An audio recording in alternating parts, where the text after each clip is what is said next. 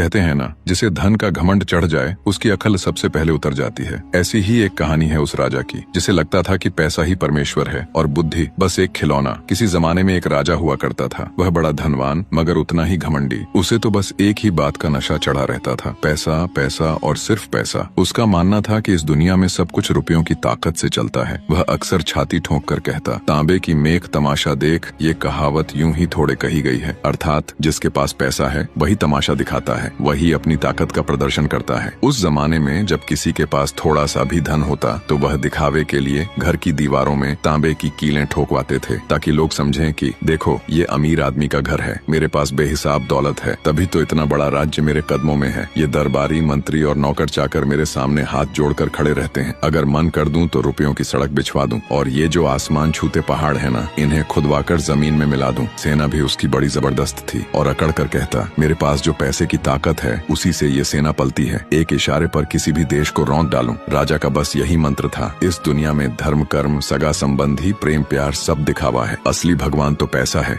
परंतु उसकी रानी उससे सर्वथा भिन्न थी। वह धन को तुच्छ और बुद्धि को परम शक्ति मानती थी। वो जानती थी कि राजा धन के नशे में चूर है, मगर दिल में सोचती संसार पैसे से नहीं अक्ल से चलता है। राजमहल के सब कामकाज उसकी समझबूझ से ही संभलते थे, पर राजा के सामने वो सीधे सीधे कुछ कहने से कतराती थी। आखिर पति के घमंड के सामने सच बोलना आग से खेलने जैसा था। एक दिन राजा अपने अहंकार में रानी से पूछ बैठा, रानी सच सच बताओ, इस दुनिया में बड़ी चीज क्या है, पैसा या बुद्धि? रानी कुछ देर सोच में पड़ गई। जानती थी कि राजा को पैसे का बड़ा गुमान है। सच कहेगी तो राजा के क्रोध को आमंत्रित करने जैसा होगा, अगर झूठ बोले तो खुद की आत्मा को ठेस पहुंचेगी। फिर भी वह झिझक कर बोली, महाराज अगर सच्ची राय चाहें तो मैं कहूंगी बुद्धि बड़ी है, क्योंकि बुद्धि हो तो धन खुद चल कर आता है, लेकिन अगर बुद्धि ना हो तो भरे खजाने भी लुट जाते हैं और राजपाट चौपट हो जाता है। रानी की ये बात सुनकर राजा तमतमा उठा और क्रोधित होकर बोला, रानी तुम्हें अपनी बुद्धि पर बड़ा घमंड है। अच्छा मैं देखता हूँ तुम्हारी वो बुद्धि बिना पैसे के क्या जलवे दिखाती है। बस फिर क्या था, राजा ने रानी को नगर के बाहर एक साधारण मकान में भिजवा दिया। साथ में 2-4 नौकर तो दे दिए, मगर एक फूटी कौड़ी भी नहीं दी, यहाँ तक कि उसके गहने जेवर तक उतरवा लिए। रानी मन ही मन मुस्कुराई, बोली ठीक है, एक दिन इसी राजा को दिखा दूंगी कि असली ताकत पैसों की नहीं बुद्धि की होती है। नए मकान में पहुंचकर रानी ने बड़ी सूझबूझ से सबसे पहले कुम्हार से 2 ईंटें मंगवाई, उन्हें सफेद कपड़े में लपेटकर ऊपर अपने नाम की मुहर लगा दी। फिर नौकर को बुलाया और कहा, जा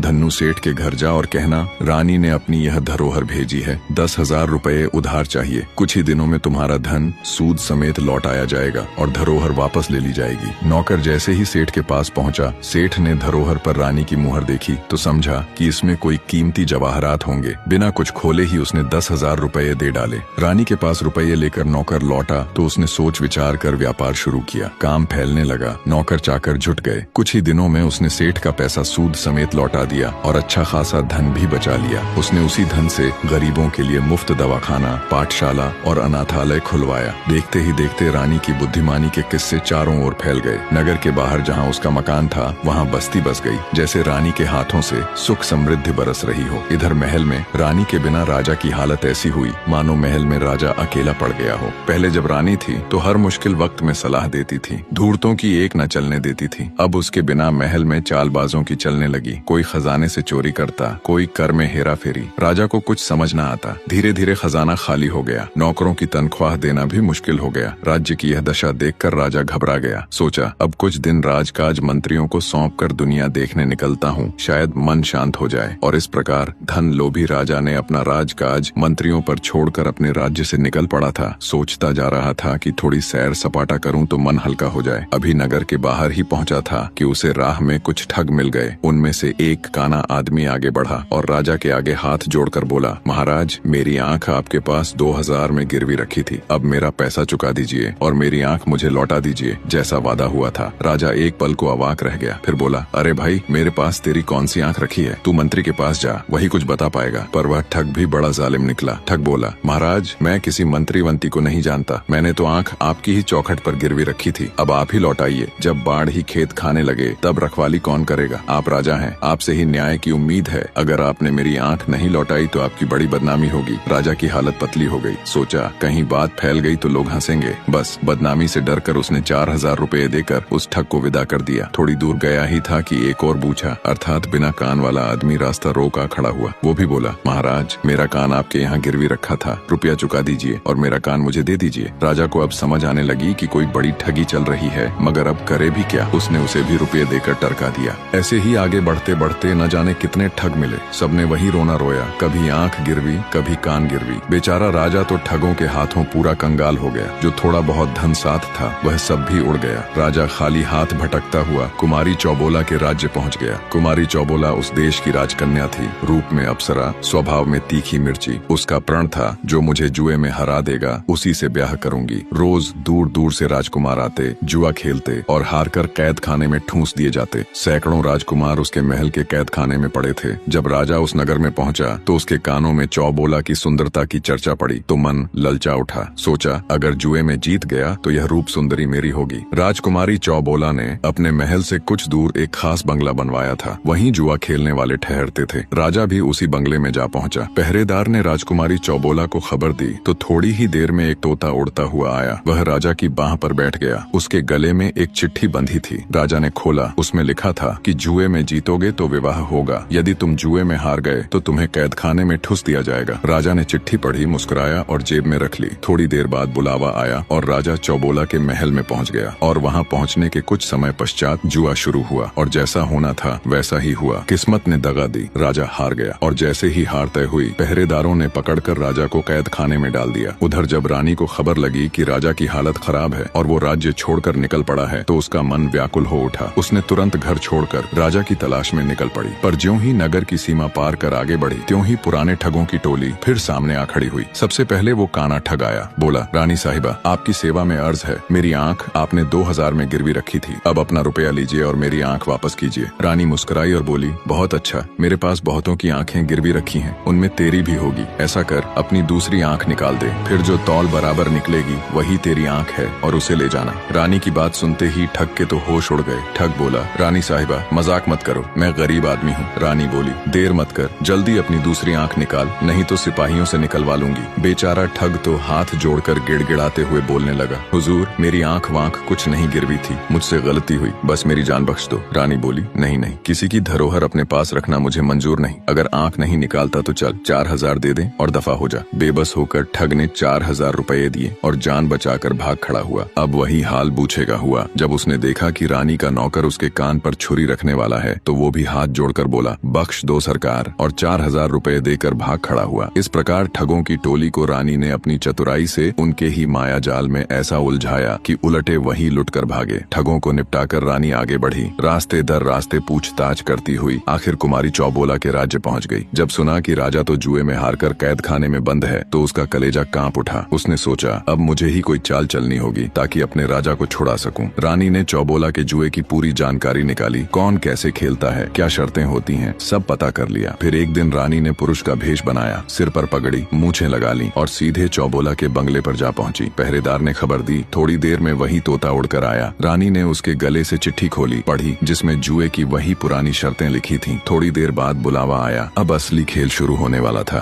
रानी पुरुष का भेष धरकर सीधी कुमारी चौबोला के महल में जा पहुंची। उसे देखते ही चौबोला का चेहरा थोड़ा फीका पड़ गया, जैसे अंदर ही अंदर कोई डर समा गया हो। न जाने क्यों लग रहा है कि आज का मुकाबला हाथ से निकल जाएगा। फिर क्या था, चौसर बिछाई गई, पासे रखे गए और खेल शुरू हुआ। अब इस राजकुमारी की एक गुप्त चाल थी। जुए के वक्त वह अपने सामने एक बिल्ली रखती थी जिसके सिर पर दीपक जलता रहता था। जब भी उसे लगता कि दांव बिगड़ रहा है तो वह चुपके से बिल्ली को इशारा करती और बिल्ली सिर हिलाती। दीपक की लौ डगमगाती। उसी बहाने वह पासे की चाल पलट देती थी, यानी हार को जीत में बदल देती थी। मगर रानी ने यह सब पहले ही जान लिया था। वह भी तैयार होकर आई थी। अपने कुर्ते की आस्तीन में उसने एक चूहा छिपा रखा था। अब खेल शुरू हुआ। चौबोला जब हारने लगी तो उसने अपने पुराने ढर्रे के मुताबिक बिल्ली को इशारा किया, मगर तभी पुरुष भेष में रानी ने अपनी आस्तीन से चूहा निकालकर जमीन पर छोड़ दिया। बस फिर क्या था, बिल्ली की निगाह अपने शिकार पर जा टिकी। दीपक हिला न लौ डोली, बिल्ली हिली न डोली। चौबोला जितना इशारा करती उतना ही बेअसर। नतीजा,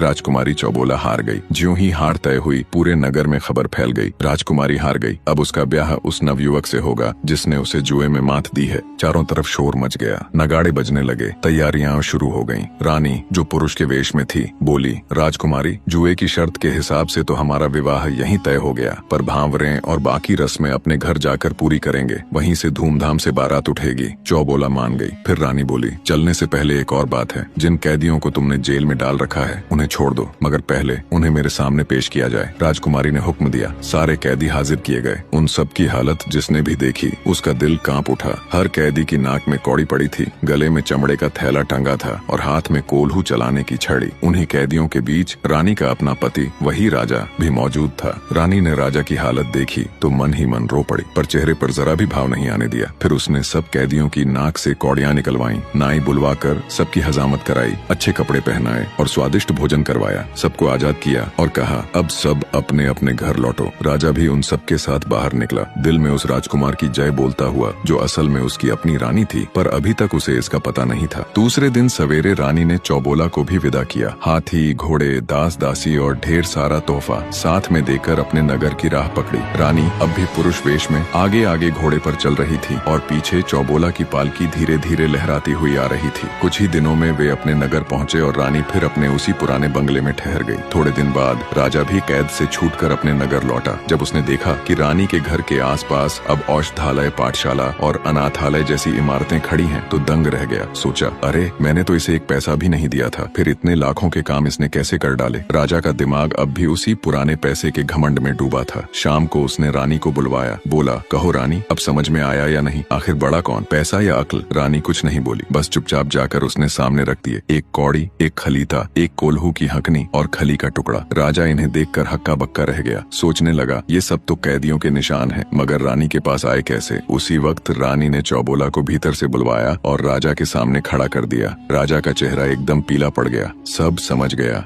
जिस राजकुमार ने चौबोला को जुए में हराया वो कोई और नहीं, मेरी अपनी रानी थी। राजा ने शर्म के मारे सिर झुका लिया। बोला, रानी, मैं तो अब तक अंधा था, तुम्हारी अक्ल ने मेरी आंखें खोल दी। मैं सोचता था पैसा ही सब कुछ है, पर आज समझ आया बुद्धि के आगे धन तो धूल बराबर है। फिर शुभ मुहूर्त निकाला गया। चौबोला का विवाह राजकीय रीति से राजा के साथ धूमधाम से हुआ। दोनों रानियां, रानी और चौबोला, मिलजुल कर रहने लगी। निष्कर्ष और शिक्षा, संसार में सबसे बड़ा धन सोना चांदी नहीं बल्कि बुद्धि और विवेक है। राजा के पास अपार संपत्ति थी, पर समझ का अभाव था, इसलिए उसका साम्राज्य, सम्मान और सुख सब कुछ हाथ से फिसल गया। वहीं रानी ने यह सिद्ध किया कि जब उसे बिना धन के अकेला छोड़ दिया गया, तब बुद्धि ही उसकी सबसे बड़ी ताकत बनी। उसकी समझ ने ठगों को मात दी, व्यापार खड़ा किया और उसकी सूझबूझ ने न केवल राज्य को बचाया बल्कि राजा के घमंड को भी तोड़ दिया। आज के दौर में भी हम अक्सर धन को सफलता का पैमाना मान लेते हैं, परंतु पैसा केवल एक साधन है। सच्चा सामर्थ्य बुद्धि और विवेक में है। जो व्यक्ति बुद्धिमान है वही परिस्थितियों को बदल सकता है, पर जो केवल धन पर निर्भर है वह एक दिन खाली हाथ रह जाता है। इसलिए जीवन में धन कमाने से पहले बुद्धि कमाओ, क्योंकि जब बुद्धि होगी तो धन, मान और सम्मान तीनों अपने आप मिलेंगे। आप बताइए, क्या आज भी हम बुद्धि से ज्यादा धन को महत्व नहीं देने लगे हैं? कमेंट में अपना विचार जरूर लिखें। अगर यह कहानी आपको कुछ सिखा गई हो तो लाइक और शेयर जरूर करें, क्योंकि अगली कहानी में भी छिपा होगा एक गहरा संदेश जो दिल और दिमाग दोनों को छू जाएगा।